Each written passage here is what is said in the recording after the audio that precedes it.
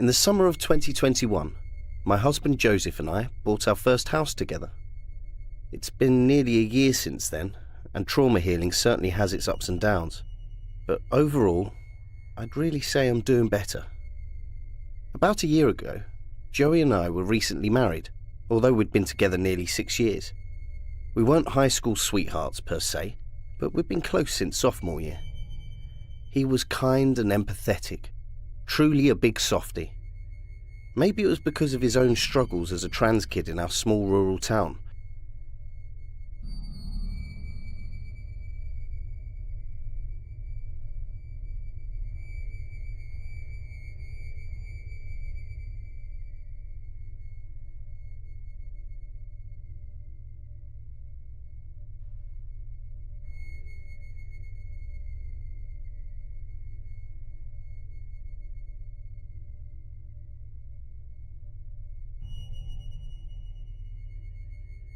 And you can imagine my excitement when we found a quaint, comfortable, affordable house to buy.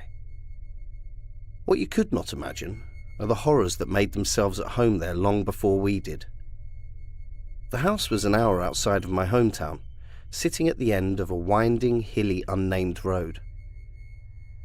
It was mostly a faded off-white colour, but the accents of the place were a charming pale blue. 2 bedrooms, 1.5 bathrooms, and a small basement and attic for storage. It was a bit run down, with stains in odd places and floors that creaked at odd times, but to Joey and I, it only made the house feel more special. After all, it was our home. We were people with quirks, we thought. Why not have a house with quirks? In hindsight, I suppose this is where the first lesson of my story comes in. I've always been an anxious person, from a young age. I found monsters in shadows, strangers in the dark, unspeakable terrors in the face of uncertainty. No one saw more of this than Joe, who found he needed to regularly assist in calming my nerves. "No, dear," he'd assure, "your mother hasn't fallen ill. No, darling, that sound wasn't the start of a break-in. No, my love, you didn't forget to lock the doors.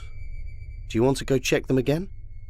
Joey's patience should have earned him medals and awards as far as I'm concerned. The thing about anxiety is that it often feels like intuition. Oftentimes we are told to trust our gut, but I've spent my entire life learning to ignore mine. So, when my nerves kept me up past midnight on our first night sleeping in our new house, it didn't seem out of the ordinary. In hindsight, I suppose this was my first mistake. On that first night, I chose to wander through the house in an attempt to perhaps bore myself to sleep. Sliding on some slippers, I carefully made my way to the kitchen. I set the kettle on the stove. Nothing calms a restless mind quite like chamomile tea, and let myself pace calmly as I waited for the water to boil. The room was cold, and I felt my hair stand up on my arms as though it was desperately trying to escape my skin.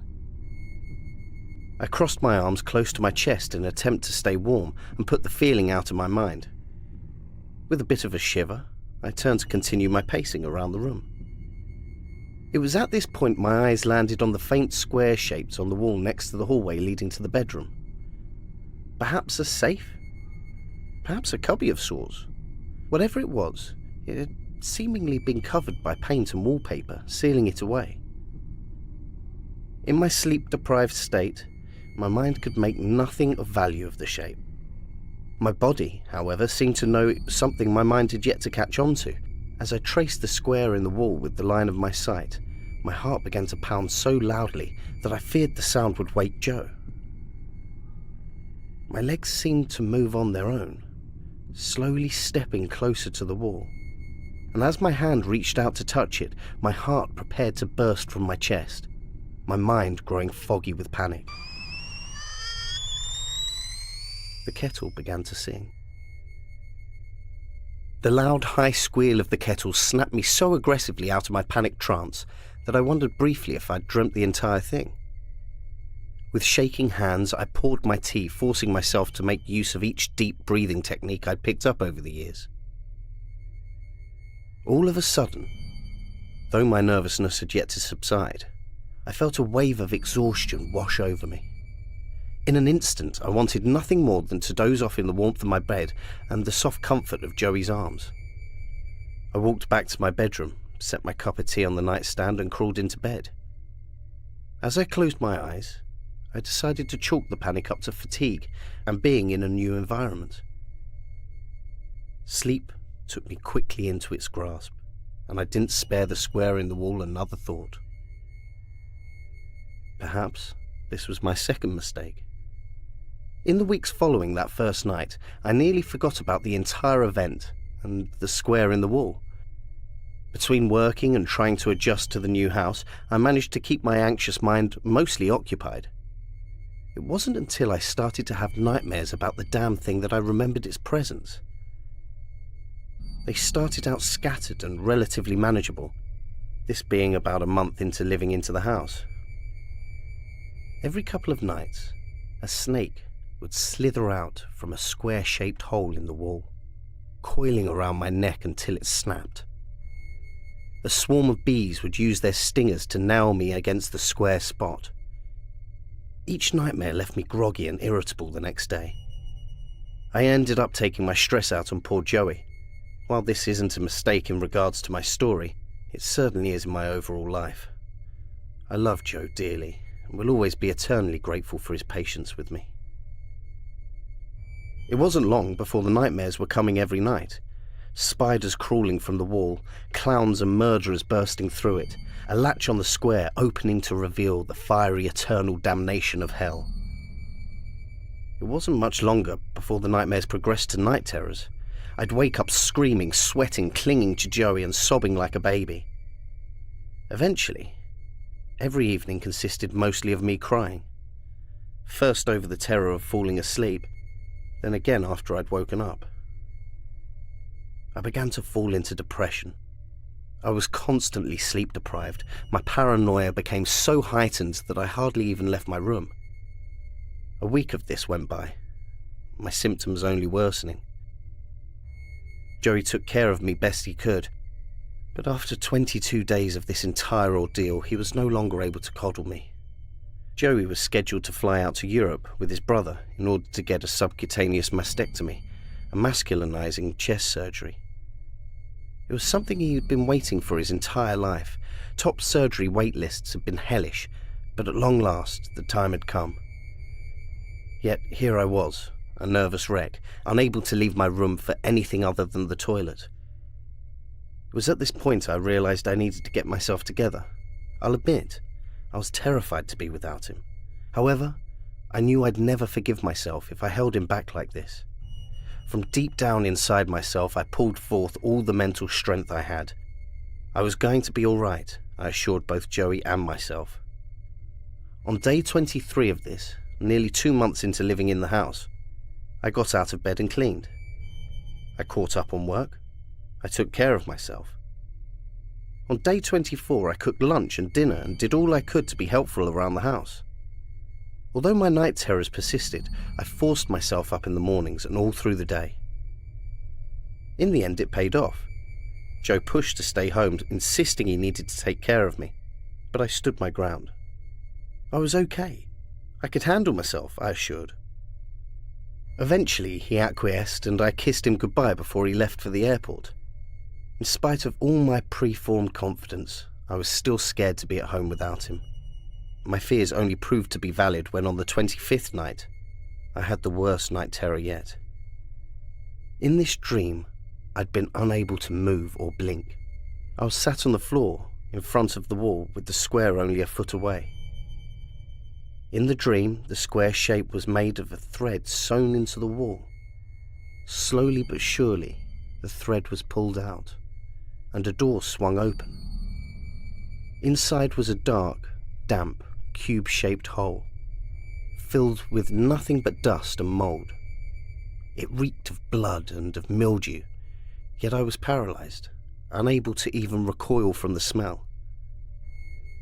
Then slowly and deliberately, my body began to move toward it. As if some invisible force were pushing me, my limbs moved into the hole in the wall, followed by my hips, my torso, and my head. This hole was in no way big enough for me to fit in, and yet in I went. I heard my bones crunch and crack and snap as I was pressed further and further into the wall, and right as I could hear the door about to close, trapping me there forever, I woke up. On the 26th night, the dream repeated. On the 27th night, the dream repeated. On the 28th night, 3 weeks after my first night terror, I suppose something snapped in me. I woke up screaming for the umpteenth time from the same dream I'd had 3 nights before. My mind felt dazed, my body felt tingly. Before I really knew what I was doing, I climbed out of my bed and raced toward the kitchen. As if the gods themselves had plotted this, a full moon shone through the window, casting a perfect spotlight on the square shape in my wall. My mind felt on fire. My limbs soared with electricity. I banged my fists on the wall, clawed at it until my fingertips grew numb, searched and felt every angle for a latch or a knob. And then I saw it. A hammer, sitting on the kitchen counter. The world seemed to move in slow motion as I walked toward the hammer. A part of me registered how heavy it was in my hand, how much damage it was capable of doing. And yet, as I stepped back towards the square that had been plaguing my mind for weeks, the logical part of my mind sank far, far down into my gut. I felt my hand raise. I felt the impact of the hammer against the wall. I felt it again and again and again. I saw dust settle. I saw the broken, jagged hole. And most importantly, I saw a plank of wood. The plank of wood to which the square outline in the wall belonged. I let the hammer fall to the floor beside me, sinking to my knees as to be at eye level with the square. Locking my fingers around the exposed corners of the wooden plank, I mustered up all my strength in my body, and I pulled. This was my final mistake. The first thing I saw was an eye, wide and red, staring straight at me. After that was the arm, broken and severed at the elbow. Bone jutted out of it, poking the flesh of the cheek as it pressed against. Then was the mouth, open, as though the head was still screaming, still breathing. Another arm showed from behind the head, the wrist bent to fit against it. A leg which had clearly been flattened against the hard plank seemed to frame the rest of the corpse. The knee was bent backward, and the ankle and foot pointed in a direction I felt in my soul it was not meant to be. Dried, caked blood streaked the pale, greyed, stretched skin, blending the cross from skin to muscle to exposed, jagged bone. The last thing I saw was the thread. Red and black threads stitched limbs together, stretched skin, held the eyes open, pinned the mouth wide and gaping like it was still yelling, still screaming. Screaming a sound that ran warm blood frigid ice cold, screaming for its life, screaming. I heard screaming. I don't remember what happened after that. I woke up in a hospital bed a few days later, and I can't remember anything after that until even further down. My memories of the next month or so are spotty. At some point, Joey came back home. At some point, we left the house. At some point, I stopped crying. I just don't remember the details. But what I do remember was the sound of shrieking, the withered, pale face pulled to a scream. And I do remember that even though I now realise that scream erupted from my own throat, it was deeply, surely, and certainly not my own. This happened a few years ago. I was going through a difficult time, so I was looking for a new place to live without big commitments, until I figured life out. I met this guy through a Craigslist posting. He said he had an apartment and was looking for a roommate. I got his name and number, called him, set up a meeting in a public place for a meet and greet, and everything went seemingly fine, and he agreed to show me the place. He seemed super nice and helpful. He was easy to get along with. was neat and low maintenance. It didn't bother me that he was a guy. We agreed on no drugs, no parties, no craziness terms. We agreed on monthly payments, and I moved in a few weeks later. So it was after 2 weeks. One day he comes in very early from work and has this very upset voice and claims that we need to talk. He says that I've been acting inappropriately by having my boyfriend stop by on occasion, not even stay or spend the night or anything like that, to see me for like 10 minutes now and then. I began questioning him, and he just said that made him feel uncomfortable because everyone at the apartment complex thought I was his romantic partner. I was so furious and couldn't believe this rubbish. It then escalated to a point he said that the entire time he'd known me, which was like 2 weeks of very minimal interaction, plus the fact I worked the night shift so he was by himself most of the time, he was convinced that, "I believe you are possessed. I can see it in your eyes." I knew at this point the shit had totally hit the fan, and I needed to get as far from this guy as I could. He acted all calm then, saying that I could take my time looking for a new place and that our arrangement would not work. So, I told my boyfriend what had happened. I found an apartment I could move into and planned to do it the very next day. I told the insane roommate. The next day of my moving out comes, and I walk into the apartment to get my stuff. There's this wooden cross above the room's doorframe with Jesus Christ on it, which was pretty offensive since I'm a Christian and the lunatic had decided that I'm possessed. I walk into my room, and there were these creepy candles all lit. I packed up my belongings and left. He sent a message to me later, with of course something that had to do with God and how he was hoping I'd face my sins and darkness. I blocked this creep's number after that. I do trust people a lot less. I would never have a roommate, and this was the first time ever in my life that I had one. Yeah, for 2 weeks.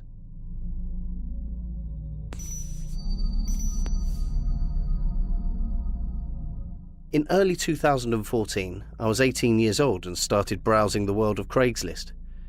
I responded to an ad in the personal section and started texting this woman. Now, being 18 and unfamiliar with how Craigslist works, I didn't see an issue with her meeting up at a Red Roof. I also didn't see anything wrong with her asking for donations. Again, 18 and stupid. I figured donation meant optional. Again, stupid, I know. But just to be clear, she never gave me a price, and nor did I tell her I had money for her. So, I set up a time to meet her. I left my house to head to my GED class as usual, and walked to Red Roof instead. It was pouring rain, and it was warm out, so by the time I got there I was pretty drenched and sweaty. I knocked on the room door she was in, and she answered. Her attire should have alerted me, but let's say it again, 18 and stupid. She invited me in and I asked to use the shower quick. So I get undressed in the bathroom and hop in the shower. She started taking off her top and I told her, "That's okay, I won't be long." So she goes and waits on the bed watching Steve Wilkos. I get out of the shower and wrap a towel around my waist. I came out of the bathroom, randy as a dog, looked at her and asked if she was ready. She sprawled out on the bed and says, "Donations are due up front." At this point, all the red flags that should have gone off did as I realized the situation I was in. My face dropped as I faced the TV. I nervously told her I didn't have any money. She got up and started screaming at me and threw my clothes and bag at me. I got dressed and actually apologized for wasting her time. So I leave her room and start heading back to my GED class. Before I was out of the parking lot, a guy in a green punch bug calls me over to him. I tried to ignore him and walk past until he shouted to get my attention. So I walk up to the driver's side of the guy's car and he starts talking to me. Now, this guy looked sketchy, and I just figured he was the woman's pimp. So he's talking to me with his left arm up on his door and his right arm down at his side, holding a pistol. At this point, I'm almost certain I'm going to get shot. He says to me, "So why would you come here knowing you don't have any money?" I explained as calmly as I could that I wasn't aware of the situation. This guy pulls his arm up a little to show me his gun and says, "I have messages between you and her saying you had money for her." Now, like I said earlier, I never told this woman I had any money. So this guy decides to lower his gun and says to me, You're lucky you came to one of my girls. Other girls would have stabbed you with a broken crack pipe. I see you're pretty young, so I'll let you off with a warning this time." He then motioned me to be on my way. But you bet your ass I kept looking back to make sure I wasn't about to get shot from behind. Obviously, I never met up with anybody from Craigslist again.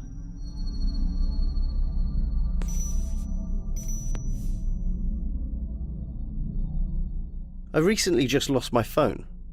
It has been a pretty rough month, so I decided to go on Craigslist to get a new one. I ran past an iPhone 8 ad. It was posted up by some guy named Dave. The phone was around $200, which was pretty cheap for a 128 gig iPhone. At first, I found it a bit dodgy, but I eventually convinced myself to reply to the post with my contact details. The guy texted me back like 15 minutes later, followed by 3 pictures of the phone itself. I asked if we could meet up in a public restaurant that was like half mile from my crib, just to be safe. I asked my older brother to tag along with me, as it would make me feel much more comfortable. The following afternoon, I and my brother went on our way to meet up with the guy. He seemed pretty decent, well-dressed and presented. He said he was from the next town and was selling the phone because he'd just bought a brand new one and how he obviously needed the cash. We did the transaction, then we all went on our way. The story doesn't end there, though. A few days later, I'm at home minding my own business when I heard what sounded like 2 small stones hitting my bedroom window. I looked out of my window to see there was no one there. I thought it was just my older brother goofing around as usual, so I kind of brushed it off. I called down to him and heard him reply from his bedroom, which was just opposite my bedroom door. It was still bright and sunny outside, so I just assumed it might be kids in our neighborhood. I then heard the garage door slide open. I didn't hear my mum's car engine run, and besides, she normally signaled for us to open the garage door for her using her car hooter. It was a bit too early for her to be home already. I walked towards my brother's room, who was already storming out of his room to fix the mess he'd made in the kitchen. We both decided to run down the stairs before hearing what sounded like someone trying to break down a door. It was the door connected to the kitchen that leads to the garage, but why would our mum be trying to break down the door? It probably took us like 6 seconds to realize what was happening, before I ran to our house phone to dial 911. My brother grabbed a baseball bat and yelled out to whoever was out there that there were people in the house and that 911 was on its way. The guy immediately bolted out of the house, running through the front yard and past our living room. I looked out the window to see 2 men in black, one with a face mask and one without. My heart nearly dropped when I noticed it was the same guy that sold me the phone a few days back. But how did he ever find me? I remember ensuring that no one was following us back home that day. The cops arrived 4 minutes later, followed by my mum. We told them everything and even gave the contact information used to communicate with the guy on the day of the exchange, including the phone. Turns out the phone was used to get my location through Find My Phone.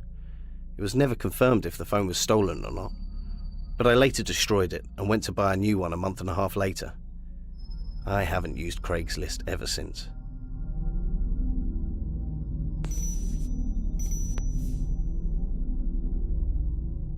So I had a couch that I wanted to buy as I'm moving into a new apartment with my friend in the city and we need furniture. I was looking on Craigslist and I saw an ad for a $180 couch, brand new, and thought it was way too good to pass up. Now, I've seen all the YouTube scary stories about Craigslist, so I was hesitant at first. I contacted the seller and talked to him on the phone. A little sketchy, but I didn't pay that much mind.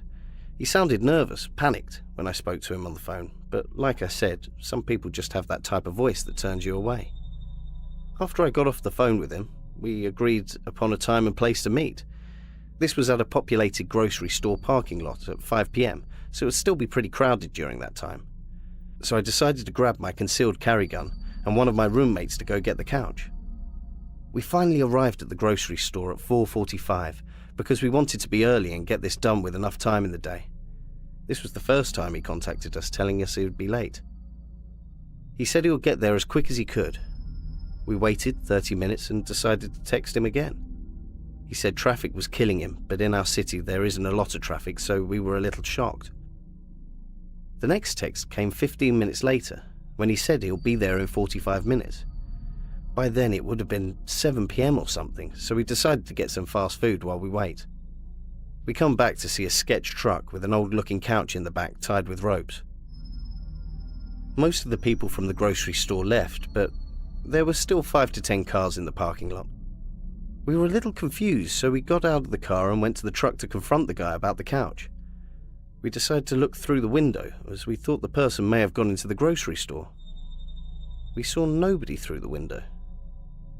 I quickly pulled out my gun and pointed it at them, when they suddenly stopped in their tracks and yelled to another group of guys that, without my knowledge, hit my friend in his head and knocked him out and began to drag him. Of course, right after that I pointed the gun at them, but they were already running away, leaving my friend. I then had to grab my friend and drag him into the car. We drove back to our place to make sure nobody was following us. My roommate woke up during the ride and was confused. I filled him in with all the details.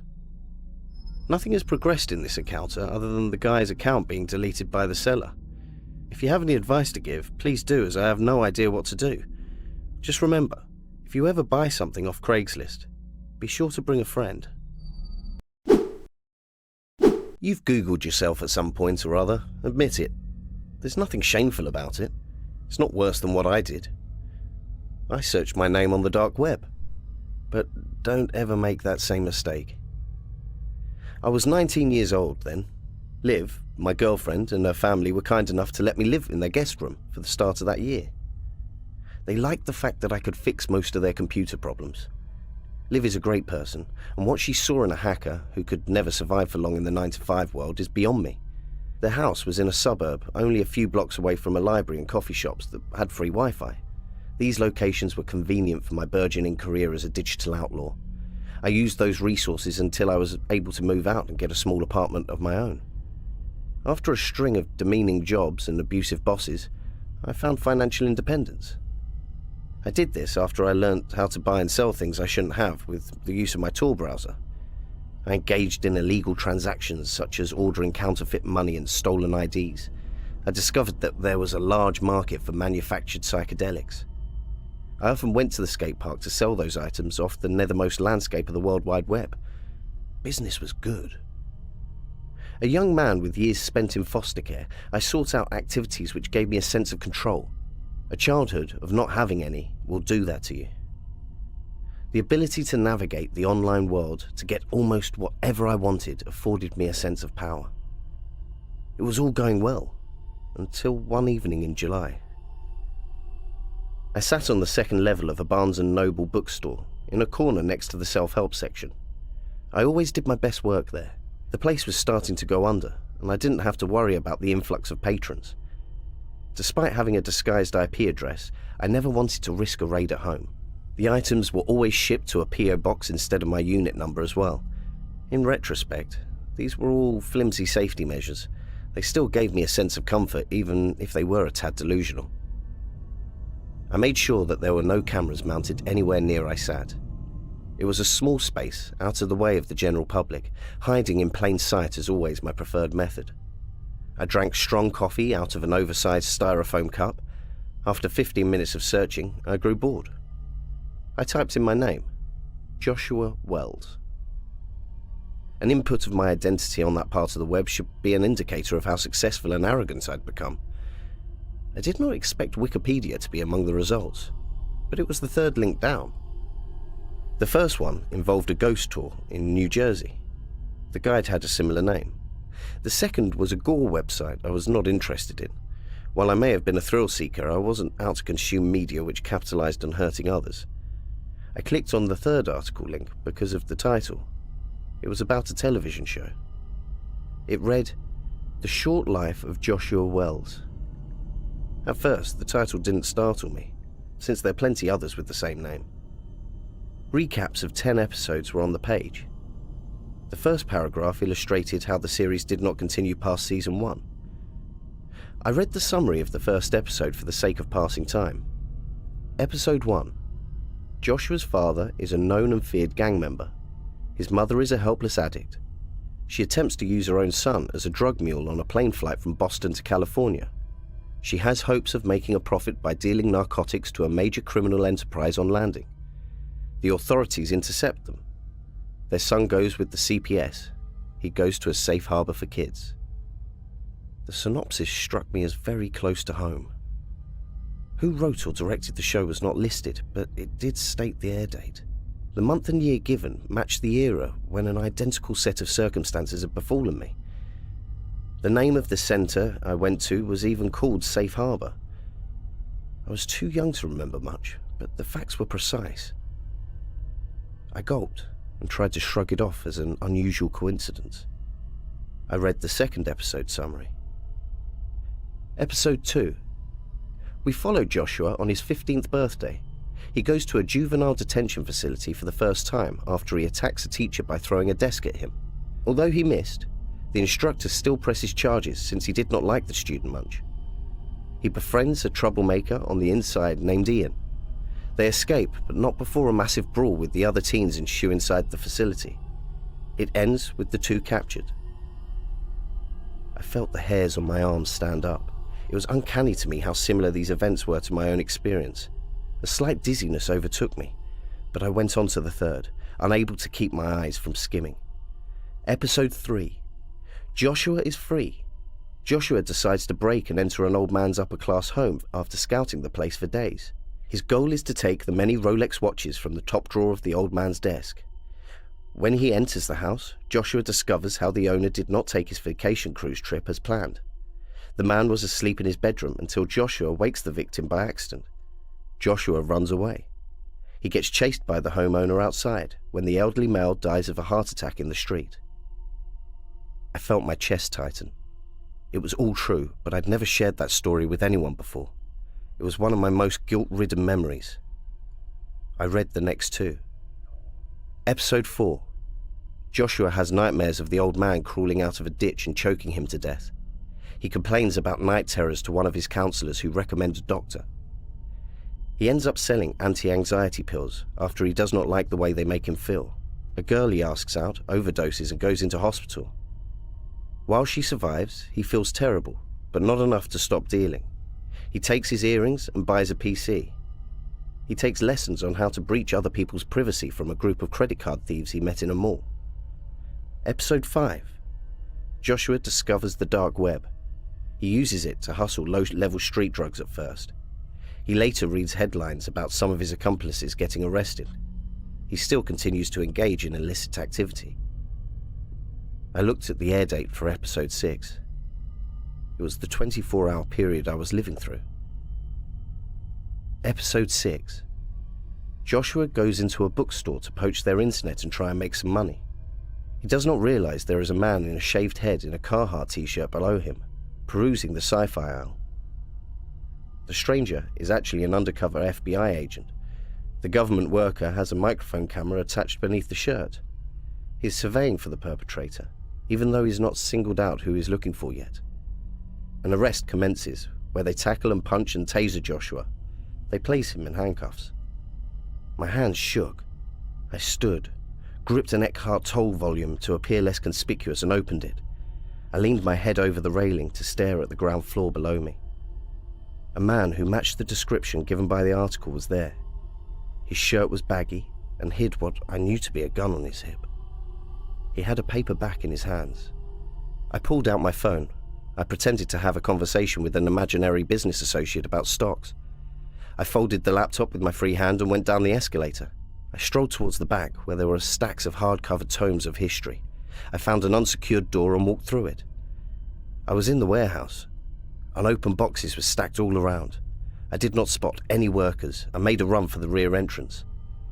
I sprinted down a wide alleyway between the building and the rows of motels. I passed an art gallery and a liquor store before my heartbeat slowed. Along the way, I found a closed vegan restaurant called Balenti's Eatery. The place was black on the inside, but its neon sign still glowed. A picnic table sat on the lawn out front. I stationed myself there. I opened the laptop again and connected to their free Wi-Fi without issue. I scanned the rest of the chronology. The remaining episodes were all future time periods. I wiped perspiration away from my forehead, and as I read the rundown of the next episode. Episode 7. Labelled a darknet market operator in the media, 3 of the 7 charges thrown at him lead to convictions. This includes conspiracy to traffic narcotics. He gets out early after he agrees to cooperate with different agencies. He becomes a consultant for the cybersecurity awareness and social engineering expert. Following a keynote speech given out of town, he comes home. His girlfriend Olivia and her family have been murdered. My eyes strained and I felt my breath grow shallower. Episode 8. Joshua navigates her house. The walls had dried blood. Every corner's vandalized. Olivia's throat is slit. Her body is over the couch in the living area. Her parents had socks stuffed in their mouths and deep stab wounds on their stomachs. Joshua calls the police. He's treated as the #1 suspect in the media for days on end. He's finally cleared, but the psychological damage is too much to bear. I pondered the words. Though I was still young, it is true that Liv meant everything to me. Episode 9.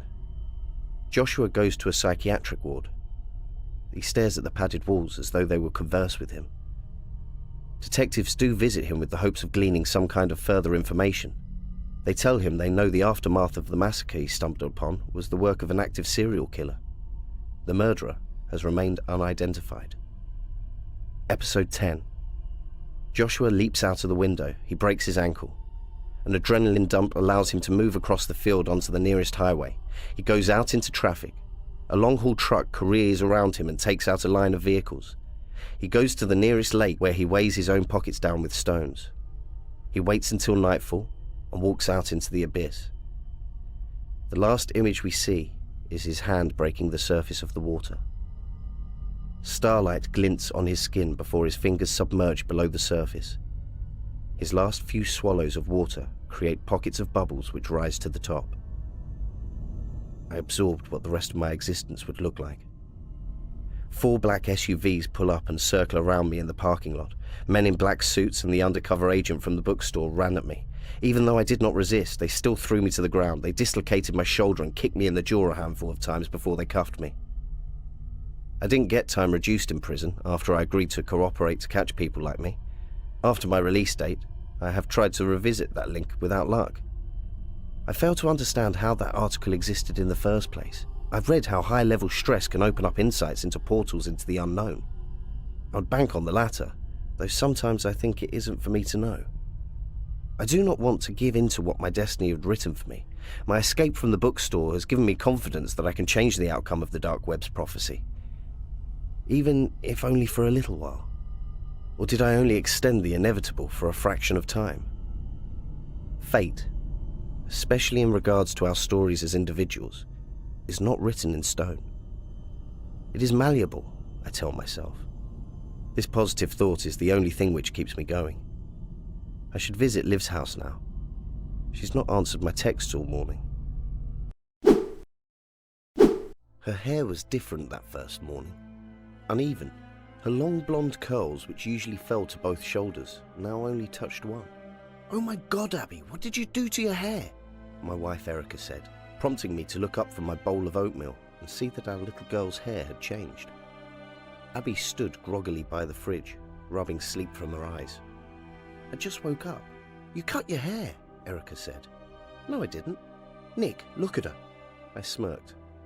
"I see." "I didn't cut my hair," Abby protested. "Go look in the mirror," Erica said. Abby did as she was told. From the bathroom cried, "My hair!" Then she came rushing back with tears in her eyes. "Somebody cut my hair!" Erica and I exchanged glances. Then I said to Abby, "You really didn't cut it yourself?" "No." Erica put a comforting hand on Abby's back and said, Okay, let's go fix it." Erica was able to even up Abby's hair and make her presentable enough for school, and after dropping Abby off at the school bus, came home and said, "You think she's lying?" "Well, it wasn't you or me, so yeah," I said as I adjusted my tie. "Did you check her room for hair?" "No." Erica gaped at me. "Nick!" I shrugged. "What? This isn't forensic files. Our daughter cut her hair. It'll grow back. She'll probably be embarrassed, that's all. What if she didn't, though?" I turned and smiled and ran my fingers through the thinning hair on my own head. "Then I guess she takes after me." Erica frowned. "Nick, that's not funny. She's 6. I leaned forward and kissed Erica. "I know. Don't worry. I'm sure there's a lock of hair in the trash upstairs. We'll talk when I get home." That evening I came home to find Erica still upset. There wasn't any hair, she said. Maybe she flushed it. Erica sighed. What if she's sleepwalking? She's never before. Well, she's only been walking for like 5 years. I smiled. True. We should get her tested. For sleepwalking? Yeah, you know, like a sleep study. She's fine, Erica. She cut it herself. You never tried to cut your hair as a kid? Erica shrugged. I guess. And it ended up looking terrible, didn't it? Erica smiled. Well, yeah. I didn't know what I was doing back then. Exactly. And I'm sure you were very embarrassed, just like Abby. All right, fine.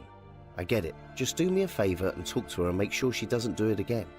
I stood from the sofa, placed my hand over my heart and playfully announced, With God as my witness, our daughter will not cut another hair from her head. Then swiveled on my heel and exaggeratedly marched up the stairs. Godspeed, Sir Nick, Erica laughed. Abby was lying on her bed, flipping through a copy of Green Eggs and Ham when I walked over and stood in the doorway. Permission to enter, I said. Permission granted, she said, rehearsed and repeated time and time again. Thank you, milady. I walked over and sat next to her on the bed. Ah, Green Eggs and Ham. A fine piece of literature. You can stop talking like that. Talking like what? I said in the same posh English tone. This is how I sound. Abby dropped the book onto her lap and rolled her eyes. As she did, a mosquito landed square onto her forehead. Don't move, I said, carefully moved my hand to her forehead and gently popped it. Ow, she cried. Why'd you do that? Should have had a V8. What? I smiled and showed her the squashed mosquito in my hand. Ugh, that was on me. Yep, he came back to check out your new haircut. Abby frowned. I don't like it. It'll grow back. I know, but still, it's ugly. I set her book on the nightstand and pulled her covers up over her chest and said, It's impossible for you to look ugly. Promise? Promise. I leaned over and kissed her on the forehead and then playfully grimaced and said, Ooh, mosquito-y. Abby giggled, and I stood and noticed a warm breeze blowing from the nearby window. I walked over and saw it cracked open a few inches. Did you open your window? I asked. No. I peeked outside, and seeing nothing but the orange glow from the neighbour's house lights, shut the window, locked it, and drew the curtains.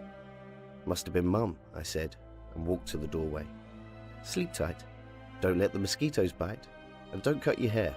Dad! I know, but still, don't. I won't. Very good, my lady, I said in the English tone she hated. Abby sighed and followed up with a, Love you. Love you too. I found Erica already in bed after brushing my teeth, joined her and asked, Did you open Abby's window? I don't think so. Why? It was open. I don't know why I would have. It's so hot out. I sat there for a moment thinking and said, Well, good night, then kissed Erica and turned off the lamp. Nick, wake up! I opened my eyes to see Erica standing over me. I rolled over. It's Saturday. It's happened again. I rolled back over. What? Her hair. It's been cut. I sighed and kicked off the covers. How bad? Bad. We walked over to Abby's bedroom. She was sitting on the bed, the left side of her hair cut to above her ear, the other side at yesterday's chin length, and she was sobbing. I walked over and said, Abby, what happened? I didn't do it. Well, who did? I don't know. Somebody had to have done it, and it wasn't Mum or me. Abby pounded on the bed and screamed, It wasn't me! I looked at Erica and she said, We're getting her tested. Fine. I stood and nodded at the doorway, and Erica met me in the hall. Are the scissors still in her bathroom? No, I took them out yesterday and hid them. She must have another pair. I stared past Erica, and she asked, What? I pointed at the wall. She turned around. Oh, Nick, squash it before it stings one of us. A wasp. I stepped into Abby's room and pulled the curtains, and sure enough, the window was open. I feel like we're using her as bait, Erica said as she stood at the bottom of the ladder, watching me install a camera in the corner of Abby's room. No, we're going to figure out which one of us is sleepwalking. Abby says she doesn't have another pair of scissors, and she doesn't know where you hid the others. So it's got to be one of us. You don't know where I hid them either. I didn't answer and kept working on the camera. Wait, you think I'm the sleepwalker? I didn't say that. I'm the only one that knows where the scissors are. So if you don't think it's Abby, then you must think it's me. I looked at Erica. Let's be honest. You're the only one here who went to cosmetology school. What's that supposed to mean? Makes sense that you cut hair while sleepwalking. I'm not a sleepwalker. We'll see. If anybody is sleepwalking, it's you. I sighed. Jesus Christ, Erica. First you were saying it's Abby, now it's me. You talk in your sleep sometimes. Talking and walking are two different things. It's more than I've ever done in my sleep. I tightened the final screw and then stepped down the ladder. Well, we're going to find out, aren't we? Erica shook her head. Whatever. I just don't want this going on any longer. Abby's running out of hair. The following morning, Erica and I got out of bed together and crept into Abby's room and carefully pulled the covers from her face. Erica gasped and put her hand to her mouth. Patches of hair were missing from the left side of Abby's head, and the window was open. Erica and I rushed back to the bedroom and grabbed my phone and played the recorded footage from the previous night. For the first few hours, Abby was sleeping, occasionally tossing and turning, but nothing out of the ordinary. We fast-forwarded further into the night, and there was a slight movement by the window. The curtains fluttered as if from a light breeze. Then, an arm extended through the curtain and felt around the surrounding area and then disappeared back outside. A second or two passed, and a head poked through, followed by a torso and then legs, and then, in almost complete silence, a woman in her entirety had slithered into my daughter's room. Erica gasped and squeezed my arm. Next, the woman stood. The footage was black and white, so it was difficult to determine the exact colour of her hair, but it was dark and straight and fell to her waist. Her outfit, some sort of long gown, was equally dark, and her feet looked bare. She sidled over to Abby and stood staring at her, then reached into her gown and took out a bottle and rag. She unscrewed the top of the bottle and pressed the rag to it, tilted it, and then screwed the lid back on and returned the bottle to her gown. Then she leaned over Abby and held the rag over her mouth for several seconds. She returned the rag to her gown and took out a pair of scissors and began cutting.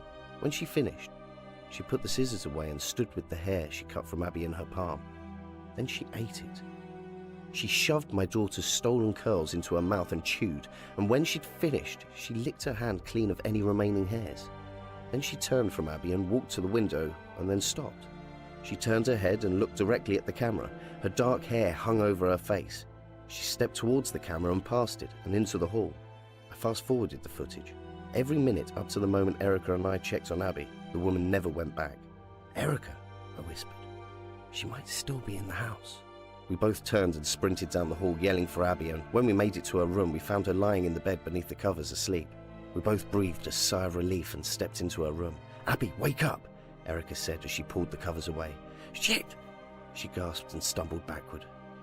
The woman was lying in the bed, chewing, blonde hair poking from between her lips. Call the police, I told Erica, and tossed her my phone as I rushed and yanked the woman from the bed and pinned her to the floor. Where's my daughter?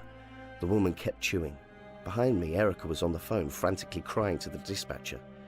She did something to our daughter. Please, you have to come now. No, we don't know who she is. Please, hurry. Erica, check the footage, I said, then turned my attention back to the woman and said, tell me where she is. The woman stopped chewing, staring into my eyes, then opened her mouth to reveal a wet clump of hair on her tongue. I wrapped my hands around her throat and squeezed. You bitch, I yelled. Nick, Erica grasped. She's in the closet. I spun around in time to see Erica yank the closet doors open and see Abby blue in the face, hanging limp from a tie knotted around her neck. At that moment, I felt a sharp pain in my side and looked to see the woman had stabbed me. Ah! I cried and pushed her off, and she pulled the scissors from me simultaneously. Then she quickly leaped to her feet and sprinted out the open window and vaulted out. Abby! Erica cried, having gotten her untied and on the floor. I crawled over and reached the bloodied hand to Abby's neck. She's got a pulse, I said, and saw the colour returning to her face. She's breathing too. In the background, we could hear approaching sirens. Abby and I both made a full recovery. From the footage we saw, the woman had crept into Abby's bedroom after Erica and I had gone back to our room that morning. Abby was still asleep at the time, and the woman chloroformed her again, then cut her hair, dragged her to the closet, then hung her with a tie she had taken from my closet, most likely during the night. The window, as it turned out, was never actually locked. It was a faulty design that we were unaware of and never thought to check. The good news is that Abby's hair has grown back, as I assured her it would. We've also moved to a new house. The bad news, however, is that the police never found the woman. They searched the house for DNA and found some, but couldn't match it to anyone. Nobody recognizes her either, from what they've told me. But she's out there. She has her scissors with her. And it's only a matter of time before she sneaks through someone else's window and cuts their hair. And eats it. My name is Ellis, and I'm the mortician of a small mortuary in a rather sleepy, medium-sized town in Western England. A few months ago, I received an assistant named Brett. He's a tall, lanky guy with shaggy, deep black hair and a rather gaunt face, with a wide mouth and thin lips. I was surprised when I first met him, because of how closely he resembled the creepy vampiric gravedigger stereotype you sometimes see in gothic horror movies or something. But he seemed a pretty nice guy. He was pleasant and talkative, and he was very empathetic when talking to grieving family members and showing them the right resources to go to help them through the difficult process. These past few weeks there have been incidents of body parts going missing from the cadavers. Mainly eyes and fingers, as well as other things like blood-covered gauze and bandages. Brett had chalked it up to rats and mice sneaking into the morgue and scavenging from the corpses and the bio-waste bins. I'd agreed with him and took the proper precautions to prevent it from happening again. You know, getting an exterminator and all that. And the exterminator had claimed to have not found any evidence of rodent infestation on the premises. But the body part snatching persisted, and eventually an entire hand went missing from a cadaver, and the dead man's family was fuming when I told them about it.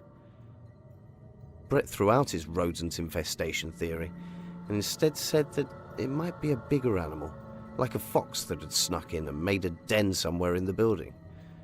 So I searched the entire building, every nook and cranny, and didn't find any evidence of a fox. I started to freak out now. Started thinking up all kinds of theories of what might be causing the problem. But last night I finally found the root of the problem, and the root was Brett himself. I feel sick to my stomach, horrified by the fact that I've been around this guy for so long, chummy with him, completely unaware of his true nature and the horrific stuff that he's been doing. Here is how I found out. We'd just received a body of a drowning victim, female, mid-20s. She'd gone for a midnight swim in the local river during a goddamn storm, with her boyfriend nonetheless, while they were both drunk off their asses. Unsurprisingly, it didn't end well. Brett was quieter than usual today. He was looking paler too, paler than he already was. His eyes were looking very bloodshot too, like he hadn't slept in a good while. I asked him if he was all right, and he said he was fine, that he was just a bit under the weather. So we got to preparing the body, you know, removing the blood and embalming it and all that. Then we moved the body into one of the refrigeration units. Then I went off to go to prepare an obituary from the woman, and I told Brett to clean the surgical equipment. While I was writing up the obituary, the electricity started to go on the fritz because of the storm, and eventually it shut off completely. I was later told that one of the power lines had been struck by a bolt of lightning. I was understandably beyond pissed off at this, but luckily we had a portable backup generator. The problem was it had to be manually switched on, meaning I had to brave the pelting rain outside to rejuvenate the power inside the building. After switching it on, I dried myself off and went to go and check on Brett. He had only cleaned about a quarter of the equipment. The rest of it was still filthy. I noticed the surgical saw was missing too. It began to dawn on me then, as much as I did not want to believe it. I slowly walked to the refrigeration room, my mind wrestling with itself as I tried to think up some rational reasons for why Brett had taken the saw, and tried to fight off the possibility that he may have had something to do with the missing body parts. I peeked into the refrigeration room. The unit that we had stored the woman's body inside was partially open. Now, feeling very anxious, I hesitantly approached the unit and then slowly edged it open. The woman's eyes and her entire forearm were missing. There was no doubt about it now. Brett was the culprit. I should have called the police then and there, but a rational anger and an overwhelming feeling of betrayal encouraged me to confront Brett myself. I just wanted to know what the hell he was doing and why. Why was he doing something so goddamn ghoulish? I stormed out of the refrigeration room and screamed Brett's name.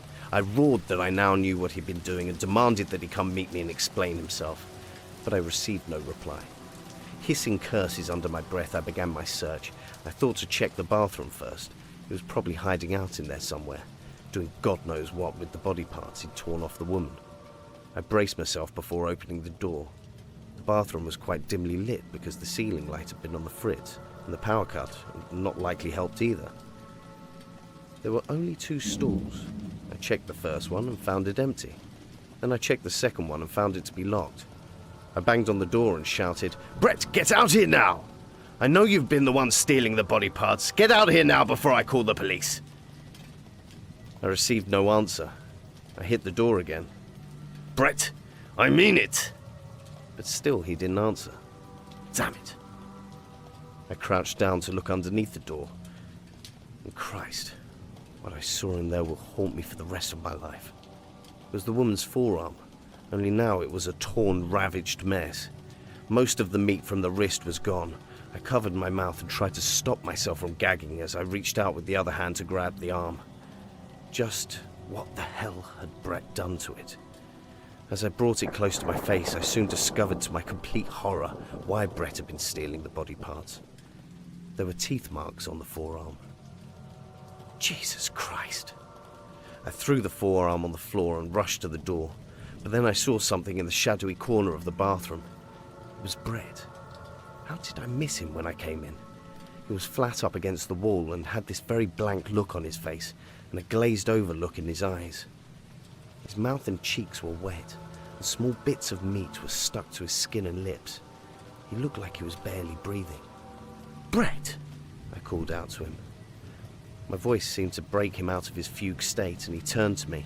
He started to look around rapidly and pant, like he was having a panic attack, and then he went completely still when he saw the chewed-up forearm in the middle of the bathroom. "Brett, what have you been doing?" He looked at me and started to stammer. Ellis, I can't help it. I go into a... Brett, you've been eating dead bodies. Christ, you're a goddamn cannibal! I shouted at him. He tensed up a bit, and for a brief moment I saw an anger flash in his dull green eyes. I can't help it, Ellis. I space out and I... No, Brett, I'm calling the police. You need serious help, man. I turned around and went to open the door, but Brett grabbed me from behind and pulled me to the floor, and then slammed me onto the wall. He was way stronger than he looked. "You're not calling anybody, Ellis," he hissed at me. God, I'd never noticed how jagged his teeth were. I kneed him in the stomach and he recoiled away from me. I sprinted towards the door, opened it, and then ran into the corridor. I heard the bathroom slam open behind me, and Brett started screaming at the top of his lungs. I ran into my office, locked the door, and pushed a filing cabinet in front of it for good measure. I grabbed the phone and started to dial 999. I heard Brett behind the door. He started wrenching the handle, but when that failed, he started slamming himself against the door. So hard that the filing cabinet started shaking. Brett was screaming like a wild man. I heard the receiver over the phone. "I need help! I'm the mortician at the Sheldale funeral home. My assistant's gone psycho. I'm hiding out in the office and he's trying to knock the door down." I suddenly heard a loud crunch come from the door. I looked and saw the blade of an axe peeking through the jagged hole it had made in the door. Brett had gotten the fire axe. He punched his hand through the hole and pushed the filing cabinet out of the way. I just dropped the phone and ran to the window, pulled it open and dived out, just in time too, as I heard Brett tear open the door. I ran across the car park. Whether Brett was chasing me, I didn't know, because I didn't want to look back to find out. I just sprinted towards my car, dived in and sped away from the mortuary. I just drove home after that, locked all my doors and waited for the police to show up. When they did, they took me to the local station to ask me a few questions, because Brett was long gone by the time the police arrived at the mortuary. I told them about what Brett had been doing, the body parts stealing, the dead body cannibalism. Now he'd gone savage and tried to kill me with an axe. I've just been holed up inside my house ever since, and I haven't dared to go back to the mortuary. The police are currently on a manhunt for Brett, but they still haven't located him. I just really hope I don't ever have to see him again. What really creeps me out about this whole thing is how Brett was so easily able to hide his activities from me for so long. How he was able to so perfectly wear this mask of normalcy and likability. Well, I guess, as the saying goes, you think you know a guy. Before I start, I feel like I should let something be very clear. I absolutely love Ellen. We've been living together for about 3 years now, but have known each other the whole of our lives. In fact, we were childhood friends, and I know this may sound like a fairy tale to some people, but it truly felt like we were always destined to be together. Even after graduation, when we started dating other people, it only truly felt right when we were with each other. So I don't know what took me so long to ask her out, but I'm really glad I did. We have the same taste in music, movies, and even food. We laugh at the same dumb jokes and know exactly how to comfort each other in times of need. She's the kindest, most gentle and loving girl I ever met. We've even been talking about our plans for marriage and how we'd like to have kids of our own. That's why it hurts so much when it all went terribly wrong. In just 4 nights. I would also like to preface that Ellen doesn't have much of a family other than me, and some very distant aunts that she's never met and doesn't even know their names. I was born in a big family with 4 siblings and plenty of cousins that were always visiting, and even helping out when we got into trouble. Ellen has none of that. She doesn't have any siblings, and her father was an alcoholic, abusive freak that died when she was young. Her mother was a very kind and inspiring person that took care of the family by herself for many years, and almost a second mother to myself. So when she passed away last year, it hurt us both for a long time. But Ellen stayed strong. She's not the type to let her feelings easily surface, so you've got to be a lot more perceptive to get what she truly feels. I used to be proud of myself for being capable of that. I felt I knew her better than I knew myself. That's why this is all so strange and frankly terrifying. We were sleeping in bed and I was dreaming. I don't really remember what it was about. But then I heard a voice very close to my ear. Knock, knock, knock, knock. She was caressing my hair gently while sitting in bed and looking below at me. I slowly opened my eyes, groggy from sleep. Hey, what is it, baby? She kept looking at me, fixated, and repeated, knock, knock, knock, knock. I glanced at the digital clock on top of the dresser, 3:27 a.m. I had work in only a few hours. What is it, Ellen? She paused. Please answer the joke, dear. Knock, knock, knock, knock. Fine, I accepted, mostly because I was expecting some kind of surprise. Ellen wasn't the type to do what she was doing for no reason. Who's there?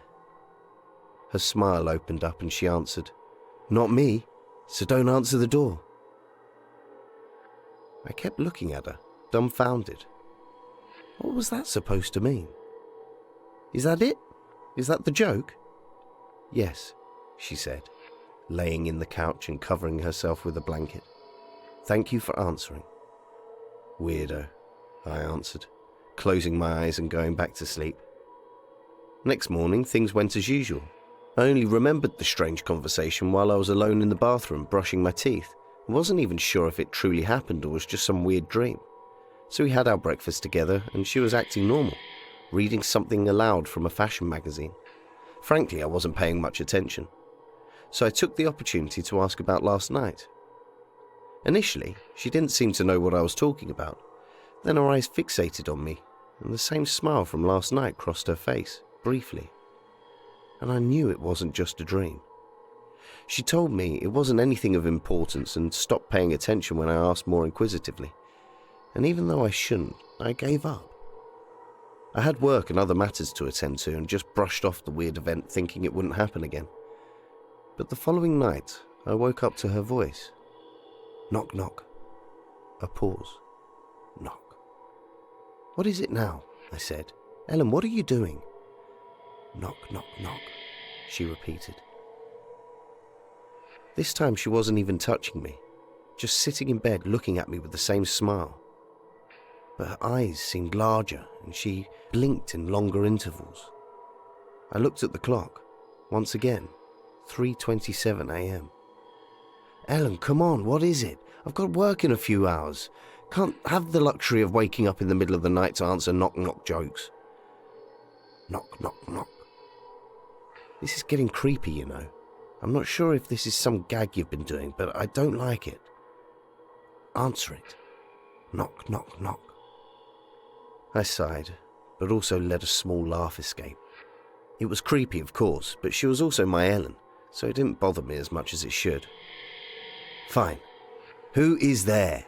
I answered in a playful tone. Not me, so don't answer the door. For some reason I felt a chill down in my spine. It was the same answer as before, and I still didn't get what it meant.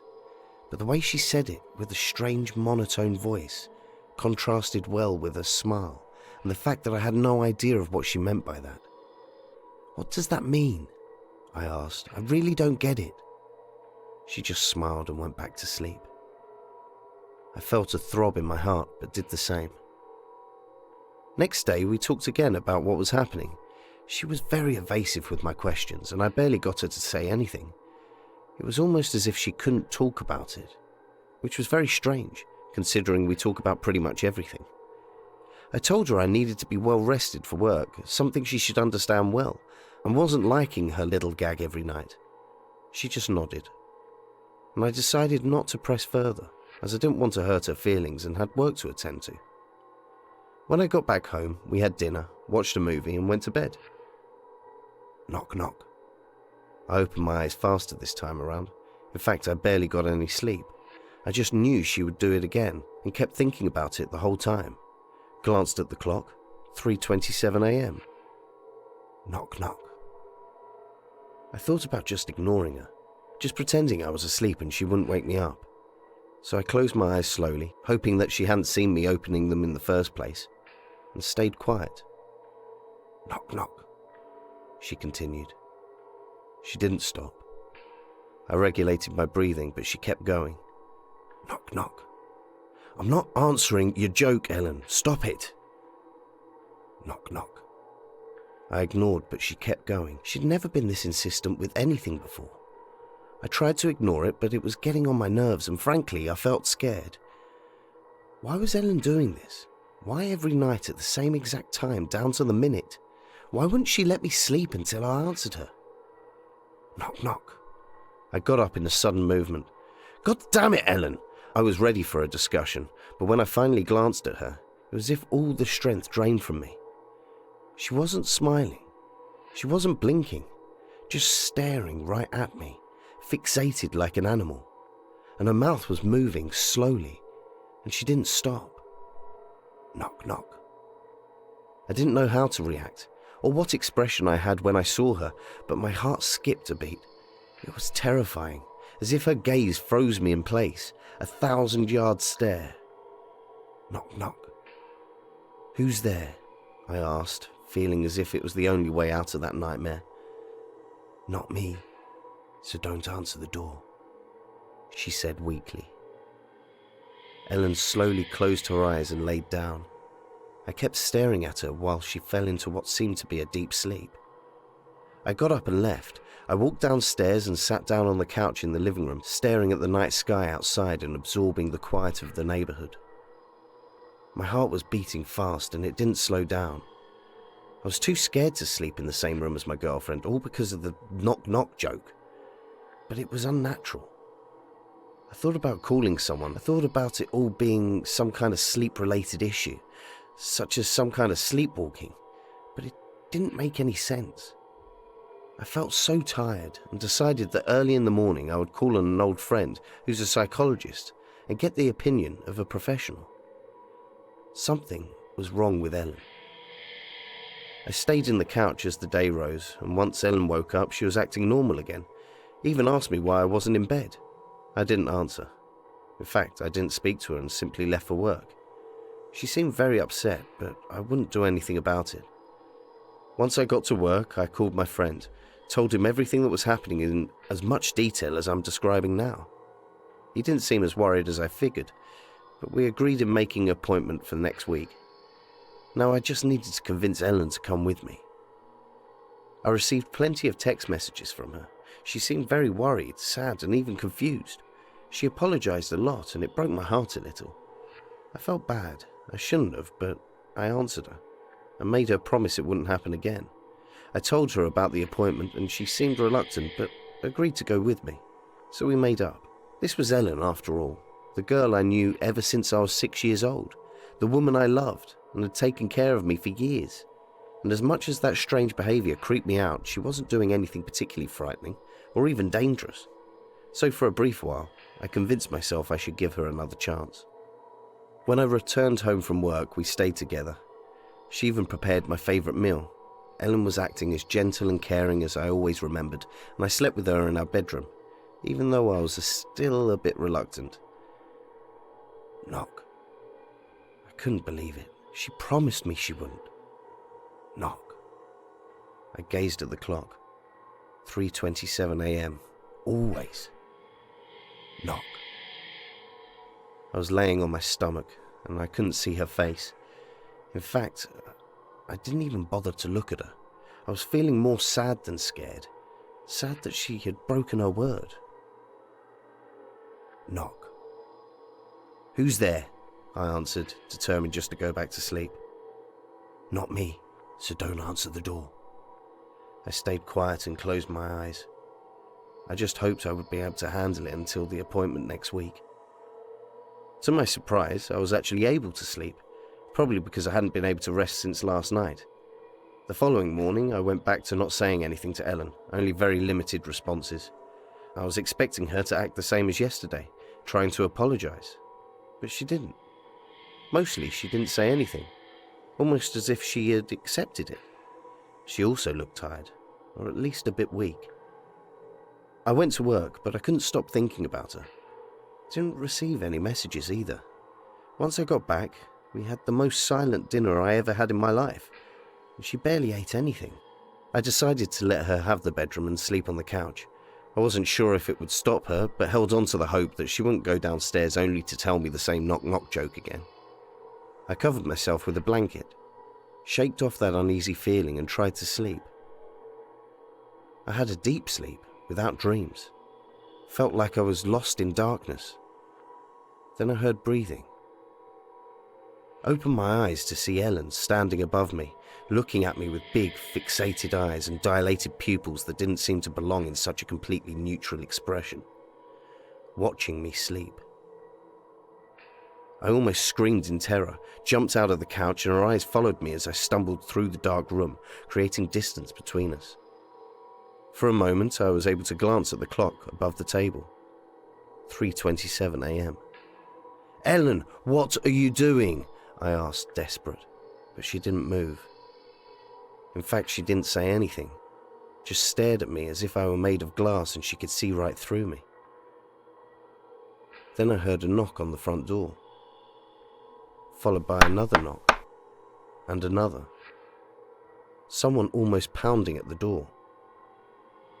I glanced back at Ellen, and she was still staring at me. Slowly, I got closer to the door, and she didn't move. The pounding continued.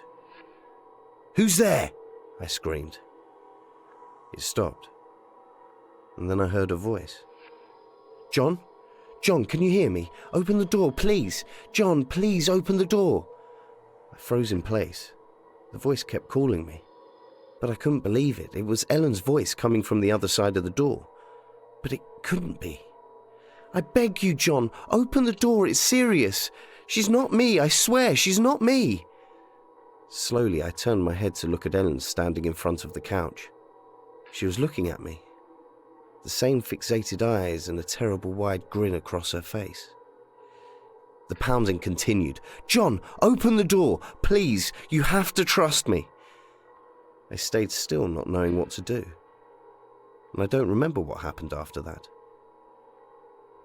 I just woke up in my bedroom. The digital clock indicates it's 4:21 a.m. Ellen isn't by my side. I'm completely alone. I'm trembling uncontrollably and I don't know what's going on. I don't remember what happened after I saw her terrible grin. I don't know if I opened the door. I tried to look for my phone, see if I could call the police or at least someone that I know, but I left it downstairs. All I have is Ellen's laptop and it's where I'm writing this now, to get advice. Because I can't go downstairs. The corridor is dark, very dark, almost as if the shadows were leaning into the room, and I can hear a faint scratching sound coming from below. What should I do? I'll never forget the day I found out I was pregnant. We'd been trying for years and thought it was never going to happen. So when the second line showed up on that pregnancy test, I couldn't believe my eyes. I even made my husband run out and buy 2 more just to make sure. All 3 came out positive. Finally, this was the last piece in our puzzle we were waiting for. It was like a dream come true. We were already married and living in our dream home with a big back garden that was perfect for adventurous kids. In the middle of the garden, there was an old oak tree that they could climb. One of the first things we did was put up a tire swing on it. We knew it would be years before he would be able to use it, but with the thoughts of the little one running around, we just couldn't wait. We had to do something. My husband was like a big kid himself. He wouldn't shut up about all the adventures he was going to take him on, even though I explained to him repeatedly that it would be a few years before the baby would be able to do things like that. I think he was just happy to finally have someone to play with and forgot all about the baby stage. Until Harry arrived. Don't get me wrong, he was a good husband and dad. He did a lot for me during the pregnancy. When Harry was born, I needed an emergency C-section and there were complications. It took a while to recover from it, so the first few months after Harry came home, Dan did nearly everything for him, from night feeds to changing diapers, which must have been hard. He is one of the most impatient people I know, so it was a bit of a challenge. It took a little bit of time for us both to adjust, I suppose. There were plenty of stressful days and sleepless nights too, but when I was back on my feet, we managed to get into our own rhythm. After that, everything went smoothly for us. Well, as smooth as it can be with a new baby in the house, I mean. I think he was almost 3 months old when I first noticed something odd. I was holding him in my arms while feeding him and staring into his beautiful blue eyes as usual, when suddenly, he stopped feeding and started staring at me with this strange look in his eyes. Kind of like he was angry with me. I assumed it was just gas and put him on my shoulder to burp him. What happened next, I swear to you, is true. I was rubbing his back when he moved suddenly and slipped off my shoulder. Luckily, I caught him before he fell, but unfortunately I pinched him with my nails in the process. He didn't cry or anything. He just made a growling noise. I gave him a hug and a kiss before putting him back on my shoulder. A few seconds later, I heard him whisper something in my ear. It sounded like cunt. I just laughed. It had to be one of his little baby noises, I thought, and continued rubbing his back. Not long after, I heard it again. Cunt. This time it was loud and clear. I put him sitting on my knee and repeated, "Did you say a bad word, cutie? Did you? Did you?" Jokingly, in my usual silly voice, he stared into my eyes without breaking eye contact, or even blinking, with a strange look I'd not seen before for about 5 minutes.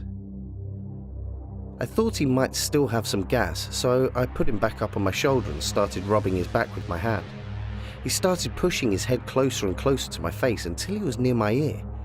Then suddenly he grabbed onto one of my earrings with his mouth and started shaking his head. I tried to pull away, but he wouldn't let go. It was so painful, I thought he was going to rip off my ear, but luckily I managed to open it before he got the chance. When I put him sitting back on my knee, he spit it out and hit me on the side of the face. He then smirked at me with a creepy grin. At the time, I thought it was just one big coincidence. I could never imagine he could have hurt anyone on purpose. How could I? He was only a baby. When my husband got home, I told him what had happened, and we both had a good laugh about it. But I never wore the earrings around him again. The rest of that night was uneventful. It was my husband's turn to get up with him, so it was the next morning after my husband went to work before I was alone with Harry again. It was also the last day of my parental leave, so I was going to make the most out of it and bring him to the park. He loved looking at the ducks. Before I left, I decided to change his diaper. He was not happy about it. When I tried to undress him, he kept kicking me unusually hard. I didn't know what was wrong with him. I'd never seen him like that before. When I finally got him fully dressed, he gave me the finger. I know what you think, just baby stuff. Well, that's what I thought at the time. Even though he looked into my eyes while grinding his, I would say teeth, but he didn't have any. For the rest of the day, he didn't look at me once, not even when I fed him. That night, it was my turn to get up and feed him, but I had trouble sleeping. I think I was just stressed with the thoughts of going back into work after the long break. I was just lying there when I heard something on the baby monitor. It sounded like someone muttering to themselves. I thought maybe our lines got crossed and we were picking up someone else's monitor, but I got up and checked on him to make sure. I sneaked quietly down the hallway so not to wake him, and looked through the crack in the partially open door. I was shocked with what I saw. He was sitting up looking around. I was amazed. He was not supposed to be able to do that for another few months, so I ran up and got my phone to record him. On my way back down, he screamed and frightened me. It was so loud I thought it must have been something seriously wrong with him. When I got there, I found him lying on the floor just inside the door. It made so much noise he woke my husband. He found me standing over Harry and thought I'd dropped him. I tried to tell him I found him like that, but he just wouldn't believe me. When my husband put him up over his shoulder to console him, Harry smiled over at me with, I know this sounds weird to say about a baby, but with a smug look on his face. After that, things went downhill for me. It seemed like any time I was near him there were problems, from screaming when I touched him when my husband was around, to pinching and scraping, or throwing things at me when we were alone. I'm sure my husband thought I was hurting Harry on purpose. He didn't say it to me, but he was always looking over my shoulder any time I was near the baby. I tried my best to improve my relationship with him, but it was hard. I worked long hours and he was usually in bed when I got home. The only time I got to spend with him was on the weekends. Even then, it might only be a few hours and I practically spent no time alone with him. Eventually, I felt like I had no choice but to take a step back from my responsibilities at work, which meant a demotion and a sufficient salary reduction. But at least I'd get home at a reasonable hour. My husband was very supportive of my decision. He said he was just happy we'd be able to spend more time together, which was nice to hear. For the first few weeks, everything couldn't have gone better. We were finally able to do things as a family. I even started to believe Harry was starting to warm up to me.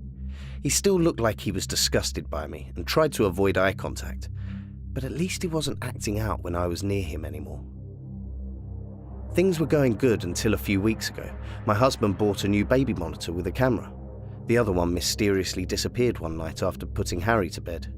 I really liked it. I was able to watch him sleep and got into the habit of watching the monitor every night before I fell asleep. Somehow, I think he knew, and he didn't like it. He started sitting up in his cot, staring into the camera until I fell asleep.